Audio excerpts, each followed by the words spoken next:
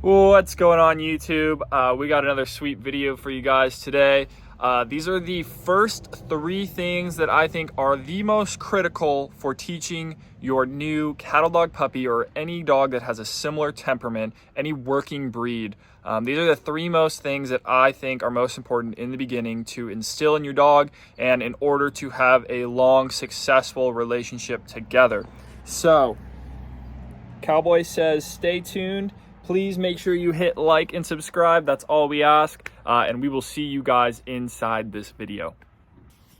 If you guys are looking for more hands-on specific help, step-by-step lessons on how to raise and train your ultimate companion, I highly recommend that you check out Cattle Dog Academy. I will put the link in the description below. Look, I got the hat on, I got the shirt.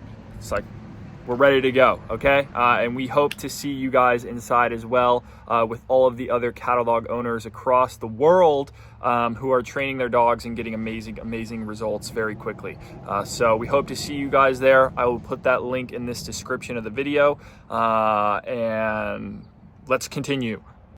All right, so the first thing that I recommend for people to do in order to ensure that you are building the strongest bond with your dog in order to lay that foundation, no matter what breed you have, right? This could be cattle dogs, this could be Labradors, this could be French Bulldogs for all I care, okay? This applies to every single breed, and that is building a strong bond and connection with your dog, because without that, nothing else is going to happen. And if it does happen, it's going to be a lot rougher than if you didn't have this, right? When you have that strong connection with your dog and that strong bond and they want to please you, then a lot of these other things we'll be talking about fall into place a lot easier. So some engagement type activities that I recommend. Hide and seek, I think, is an awesome one where they are looking for you. That is a super fun activity. They learn that they get rewarded with excitement and praise and love when they seek you out, which is always great for teaching recall down the road. Okay, so that's one. I think you can play tug of war, you could play fetch, any type of activity where you're engaging with the dog is amazing, as well as just doing simple things like you being the one to feed the dog, right? And making them work for their food a little bit. Like having them sit and wait before you let them eat is big because they're starting to respect you as their leader, which is a whole nother component of this, but it's strengthening the bond. They're learning that you're the one that feeds them. After you go for a hike and come back, you're the one that gives them water, right? You're the one that brushes them, okay? It's building these small little stepping stones to ensure that you guys have the most success later on, because the bigger the foundation you have, the taller the building you can build, right? And so the more work we do with our puppies when they're younger, the more it is going to allow us to build that strong foundation, and then you're going to be able to do these other higher level things like having your dog drop on a down from a down like in a second from 100 yards away, or calling them on the first time with distractions around, whatever it is. So engagement type activities. Another one I do a lot is I simply bring my dog everywhere with me when they're younger, especially, right? And then that plays into another part of this video as well, but bringing your dog everywhere with you and just allowing them to kind of like travel with you, because dogs travel in packs. That's how they bond. That's how they interact with their pack. And when you bring them on chores, even if they're just in the car with you to go get the mail, it's very, very beneficial. And it's those little things like that that people don't really realize. They might just stick their dog in the backyard and expect that when they toss the food down that their dog's going to love them. And maybe, that is the case for some dogs, but if you're watching this video and you care about training your dog to the highest level and optimizing your relationship together to the highest level, I'm guessing you don't just want okay. You want to give them the best lives possible and have the greatest connection possible with your dog. So we can do better than that, right? So first thing that is most important with puppies is building the bond, building the connection. And as long as you guys are interacting with them, you're teaching them things like the look command, where they look at your eyes and they get rewarded for interacting with you, right? That's going to help to look to you for direction down the road. So step number 2 is leadership. and respecting you as the clear and undeniable leader of the household. You can call it alpha, you can call it whatever you want. I don't really care, what people call it these days, or if they get offended by the word alpha, like, doesn't matter to me. All I care about is that you are being a clear leader for your dog, and you are stepping up and giving them the leadership they deserve, because dogs operate better when they know who's in charge and where they know where they stand within the pack. And especially with a breed like a cattle dog, if you don't step up and you are not their clear leader, they will walk all over you. They are not going to listen to your commands. You're going to deal with reactivity problems, dog aggression. Like, I see it time and time again. I get hundreds and hundreds of DMs from people on social media, and they're telling me all these things. And then their dogs clearly do not respect them. They have no authority in their house.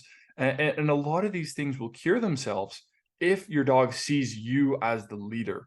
Okay. So that goes back to some things, like I said, like the food, right? When you're feeding your dog, make them wait for their food, make them work for their food a little bit. Okay. This is an extremely intelligent dog. If you're just setting their food down and not making them work at all, like, they're going to go brain dead. Okay. And it's a great opportunity to kill two birds with one stone. You can mentally stimulate them, and you can show that you are the clear leader, and they're going to respect that from you. Okay. Some other things to think about with this as a puppy. When you say a command or something, you want to follow through with executing that command. You don't want to say the command and then let your dog just walk away and not do it with no follow-up, right? That's going to diminish your authority as the leader. So some other things, it's like, for example, people ask all the time if their dog should be allowed on the couch or the bed. I think that depends on how well of a leader you are. Like, if you can walk up to the couch and your dog's sitting on the couch and you snap your fingers, tell him to get off, and he gets off, I think it's fine, right? Because you own that couch. He's merely a guest that's allowed to sit on it. But if you walk up to that couch and you try and snap your fingers and tell the dog to get off, and he doesn't get off, and he like snarls or something, then we have a big problem, right? That dog has taken over the alpha position in the house. They're saying, "This is my couch, buddy. What are you going to do about it?" And in that case, you need to do something about it to nip that in the bud. So resource guarding is a big part of this. Establishing very early on that your dog owns nothing. You own everything, and they merely get to use or participate in different parts of the household, right? And just making them realize with toys and stuff, like when you say drop it and leave it, they have to drop it and leave it. Like, if you walk over and you take a toy from them, that's okay, because that's your toy.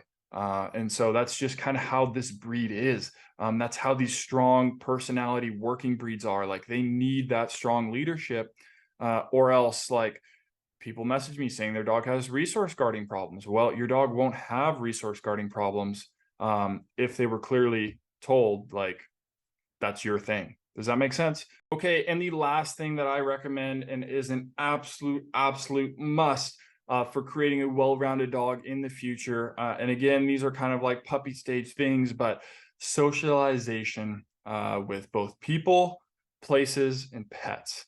Those are the three things we talk about in Cattle Dog Academy and DIY Dog Trainer. Those are the areas we focus on, and so those are going to ensure that your dog is well-rounded around other people, around other places, and around other pets. Makes sense? So just making sure that you're bringing them everywhere with you as a young age. Obviously, if your dog doesn't have all their puppy shots, you don't want to be bringing them to places like dog parks, where dog diseases are kind of like clustered like a petri dish. But bringing your dog to places like Home Depot, Lowe's, home improvement stores, to the coffee shop down the street, to run errands with you. Those are all awesome places to bring your dog, to just get them used to other people, other smells, people passing by. And most importantly, socialization is often misunderstood as like doggy play dates or something, right? People want their dogs to play with other dogs so badly. That's like, like, we got to set up a doggy play date, right? Socialization, more so to me, is a dog learning to be neutral in different environments. And so if you're bringing your dog into Home Depot, it's them simply walking calmly by your side, and not reacting fearfully or aggressively towards anything in the store, right? It's being able to walk down the street past a bunch of dogs and for them to be able to continue walking by your side, and remain neutral, right? And it's also them being able to read and interact with other dogs and other dogs' body language. And the more they interact with those dogs, the better they're going to have those communication skills. It's kind of like public speaking for people, right? Like the more you do it, the better you get at it. So socialization is huge. Do not keep your dog inside until they're 6 months old, please. Okay. I know people are concerned about that with, parvo and puppy diseases, but I think, if your dog is in a safe environment, and you trust other dogs that they're around, I think it's a vital part to get them around those other dogs and those other places and those people. This is the time to be inviting people over to your house, and just make sure that your dog has as many positive experiences with as many different scenarios and people as possible. Okay, so building the bond, establishing yourself as the leader, and socialization. Those are the three first things that I always focus on with a puppy. The recall, the tricks, the fun high level stuff, that's all going to come. Don't worry, that's going to come later. But for a young puppy, these are the foundational things that are going to allow you to do those other things. So if you want step-by-step breakdowns and lessons on all of this laid out, including past this stage, check out the link in the bio. It's Cattle Dog Academy for cattle dogs, or you can look up DIY Dog Trainer for if you don't have a cattle dog. A lot of the same techniques apply. They're a little different, but it's the place to be if you're serious about raising your awesome, legendary companion to be the best they can and to live the best lives they can. So with that all being said, let me know in the comments below, what age is your dog? What breed do you have? And do you plan to implement these things? Do you already implement these things? What did I miss? I don't know. Let me know. Feedback on the video. Make sure you guys hit like and subscribe for me, and I will see you next time. Appreciate you.